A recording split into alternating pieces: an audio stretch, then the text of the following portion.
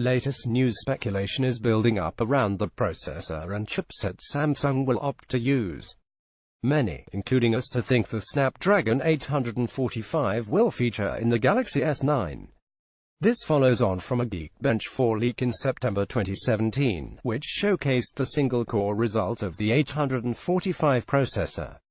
Its reported score of 2600 is a drastic improvement over the approximately 2000 achieved by the Galaxy S8.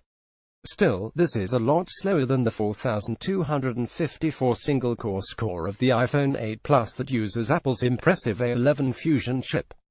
Samsung has a lot to do to impress us again. The fact that Apple's new iPhone 8, iPhone 8 Plus and iPhone X have now been announced, and with the Pixel 2 and Pixel 2 XL providing a seriously impressive smartphone camera, competition has heated up. In fact, the upcoming Galaxy S9 and S9 have competition from its very own the Samsung Galaxy S8 and S8, which in a year's time will both drop in price, making the latter two a lot more appealing. We found the Samsung Galaxy S8 and S8 among the best phones out there. In fact, they are among the best Android smartphone you can buy. They are fast as you'd expect, and its edge-to-edge screen with that sweet 189 aspect ratio means it's gorgeous, too. Read Next Best Smartphone 2017 Samsung Galaxy S9 and S9 UK price and release date. When will the flagship phones come out? Expected around March 2017, around £700 for the S9 and £800 for S9. The Samsung Galaxy S8 and S8 were pretty expensive when they were released, even for a flagship phone at £679 and £779 respectively. They were bordering on iPhone territory. But if you're hoping the S9 and S9 will be cheaper, you're probably going to be disappointed. The Samsung Galaxy S8 and S8 were a huge success at the current price point, so Samsung has no reason to reduce the price of the S9. What's more, it's very unusual to see a manufacturer reduce the price of a new handset. Usually, the RRP just goes upwards with each new release. The Samsung Galaxy S8 and S8 have been a huge success at the current price point, so Samsung has no reason to reduce the price of the S9 or S9. What's more, it's very unusual to see a manufacturer reduce the price of a new handset. Usually, the RRP just goes upwards with each new release. Samsung generally releases its phones at MWC or at its own dedicated events later in the year. If Samsung is planning to unveil the Samsung S9 at Mobile World Congress or MWC, we should see this in February 2018. If Samsung decides to do what it did earlier this year, however, and release the S9 and S9 at its own event, expect to see it in March or April of 2018. Judging by the release date of the S8 and S9, the latter seems most likely. Samsung Galaxy S9 and S9 specs at a glance: expected March 2017, around £700 for S9 and £800 for S9. Qualcomm Snapdragon 8456GB of RAM, 18.59 aspect ratio HDR display, RAW-mounted fingerprint reader, 212-megapixel cameras with 10x optical zoom and 1000 fps waterproof, better battery life over the S8 and S9 respectively, integration with Bixby, 64GB internal space, up to 256GB USB 3.1 Type-A, no headphone jack, Android 8. Samsung Galaxy S9 and S9 specs: are they going to be faster than the S8 and S8? Samsung Galaxy S9 and S9 processor: given the Samsung Galaxy S8 and S are still pretty new, it's unsurprising that there isn't too much to go on the Samsung Galaxy S9 and S9. The investor reckons that it's going to be powered by the Qualcomm Snapdragon 845, but given that doesn't exist yet, it's not much to go on, except that it will presumably be faster and more power efficient than the Snapdragon 835 that powers the S8 in the US. Outside of the US, Samsung powers phones with its own Exynos chips, and the company has announced that its latest batch will support up to 6 carrier aggregation 6CA. That's a lot of words, but what do they mean? Well, theoretically any phone that uses it, and the S9 and S9 are very likely to benefit from this, could get download speeds of up to 1.2 gigabits per second. For comparison, the Exynos 9 processor used in the UK S8 offered 5CA. According to a recent leak on Geekbench, an early version of the alleged Galaxy S9 was spotted in July, 7 or 8 months before we could even see the launch of the phone. A device with the model name SMG9650 was listed with a 1.78 GHz quad-core Snapdragon 845 processor and just 4 GB of RAM, more than the 6 GB some have rumored it to have. According to the benchmark, it scored 7,371 points in the render script test, which is lower than what the Galaxy S8 managed in the same test, oddly.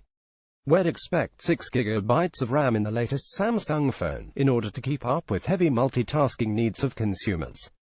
Read next. Best phone battery life: Samsung Galaxy S9 and S9 camera. The well-known KGI securities analyst Ming-Chi Kuo, who has correctly predicted many launches and specs notably from Apple, anticipates the Galaxy S9 and S9 will feature a dual-lens camera. This follows the footsteps of the Samsung Galaxy Note 8 that features two 12-megapixel cameras, one with an aperture of f1.7, the other with f2.4. According to Korean IT site ET News, Samsung will also feature a sensor capable of shooting at 1000 fps. This would allow super slow-mo videos, close to what is seen on the Sony Xperia XZ Premium, which has a sensor capable of 960 fps. It's logical that Samsung sticks to a similar camera design with the Galaxy S9 and S9. Some suggest the South Korea manufacturer might opt for a telephoto lens for its secondary lens, which will give it 10x optical zoom, making it superior to the iPhone 8, which currently stands at only 2x optical zoom. Following the launch of the Pixel 2 and Pixel 2 XL, we'd expect Samsung to also step up its camera with improved post-processing capabilities.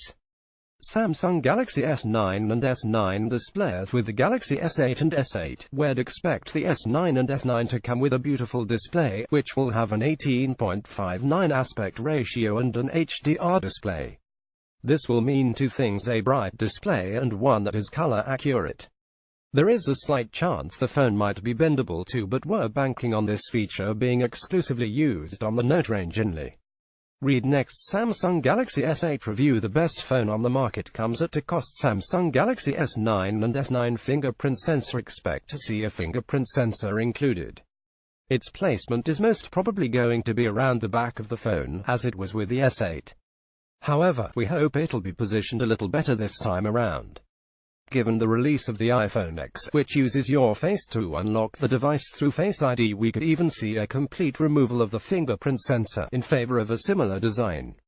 Samsung Galaxy S9 and S9 waterproofing: as with the S8 and S8 that are IP68 certified, protecting them from dust and water at a depth of 1.5 meters for 30 minutes. We'd expect the S9 and S9 to follow suit.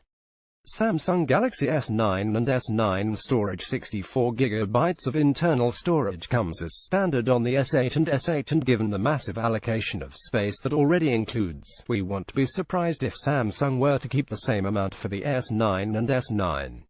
We might even see larger storage options, such as a massive 256 GB phone too.